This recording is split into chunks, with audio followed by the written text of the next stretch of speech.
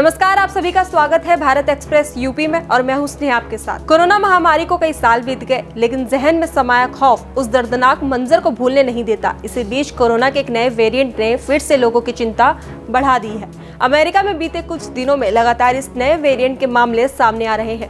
वैज्ञानिकों ने इस नए वेरिएंट को फ्लड नाम दिया है। कोरोना महामारी को जैसे ही हम भूलने लगते हैं, वैसे ही हमारे सामने इसका एक नया वेरिएंट आकर दानव की तरह खड़ा हो जाता है। दुनिया भर के कई देशों में कोरोना के 2 नए वेरिएंट्स अपना पैर पसार रहे हैं, जिन्हें फ्लड कोविड वेरिएंट्स नाम दिया गया है।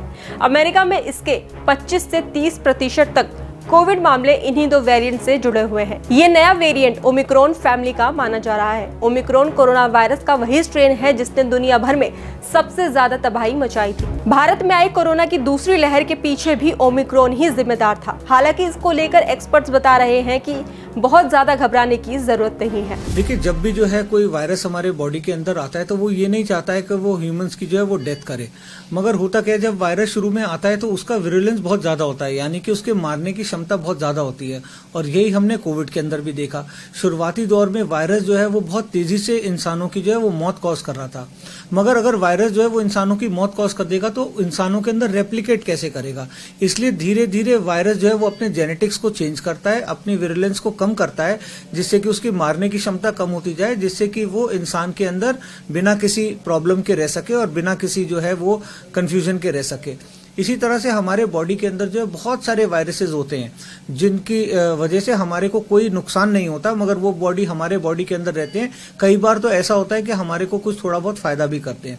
इसी तरह से कोविड के अलग अलग स्ट्रेन जो है वो आइडेंटिफाई होते जा रहे हैं, जिसमें अब ये फ्लड फ्रेम आया है। देखिए, जो कोविड का जो है जब हुआ था तो शुरू में जब उसके स्ट्रेन्स की स्टडी हुई थी तो जो स्ट्रेन्स थे उनके बाद जब ओमिक्रॉन स्ट्रेन आया तो हमने ये देखा जो ओमिक्रॉन स्ट्रेन की जो फैमिली है उसके अंदर ये होता है कि फैलता बहुत ज्यादा लोगों में है, मगर उसका असर कम होता है, यानी कि मारने की क्षमता बहुत कम होती है। खाली हल्के फुल्का जो है जुकाम करके जो है वो सही हो जाता है। तो उसी फैमिली का है, इसलिए इससे कोई भी डरने की जरूरत नहीं। कोरोना महामारी ने पूरी दुनिया में भयंकर कोहराम मचाया था, जिसे आज तक लोग भूल पाए हैं। कोरोना काल का वो दौर आज भी याद कर लोग सहम जाते हैं। पिछले कुछ दिनों से भले ही कोरोना के मामलों में कमी आई हो, लेकिन ये वायरस अभी भी हमारे बीच मौजूद है और समय समय पर इसके अलग अलग स्ट्रेन हेल्थ एक्सपर्ट्स और लोगों के लिए चिंता का विषय बने हुए हैं। इसी बीच अब कोरोना के एक और नए वेरिएंट स्ट्रेन ने लोगों की भी चिंता जरूर बढ़ा दी है।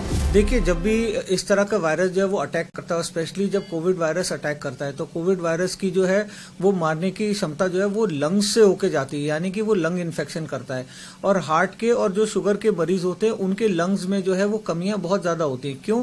क्योंकि हार्ट का काम होता है कि खून को लंग से लेना, ऑक्सीजनेटेड ब्लड को लेके और बॉडी के अंदर सप्लाई करना।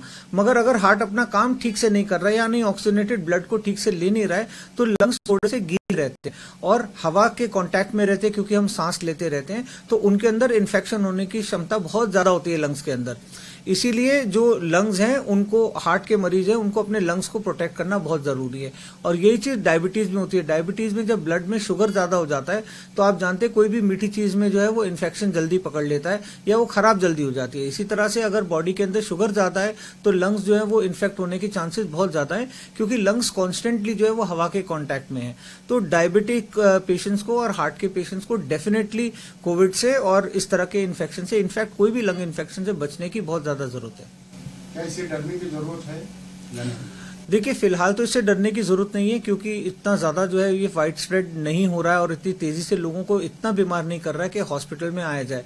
आपको फिर ये जानना जरूरी है कि कोविड के समय में लोग डर क्यों रहे थे। वो डर इसलिए रहे थे क्योंकि इतने ज्यादा लोग बीमार होकर हॉस्पिटल्स में आ रहे थे कि हॉस्पिटल्स में जगह नहीं थी, फैसिलिटीज नहीं थी।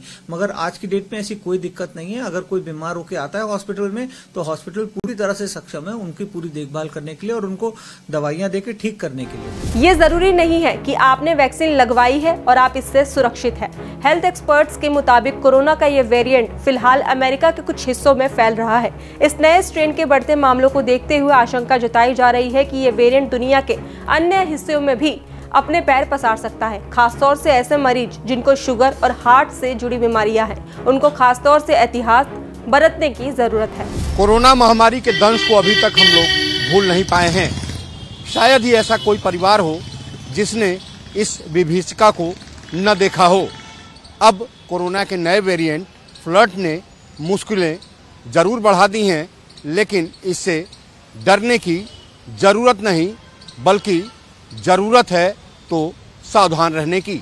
फ्लर्ट यानी कि फ्लू लाइक रेस्पिरेटरी ट्रैक कोविड-19 का ही एक प्रकार है जो इस समय अमेरिका में फैल रहा है। फ्लर्ट वेरिएंट कोरोना वायरस के सब वेरिएंट ओमिक्रॉन से निकला एक और वेरिएंट है। फ्लर्ट वेरिएंट में कोविड के 2 वेरिएंट्स है। पहला फ्लर्ट वेरिएंट KP.2 और दूसरा KP.1.1 है। फिलहाल खबरों में बस इतना ही। बाकी देश और दुनिया की तमाम खबरों के लिए देखते रहिए भारत एक्सप्रेस।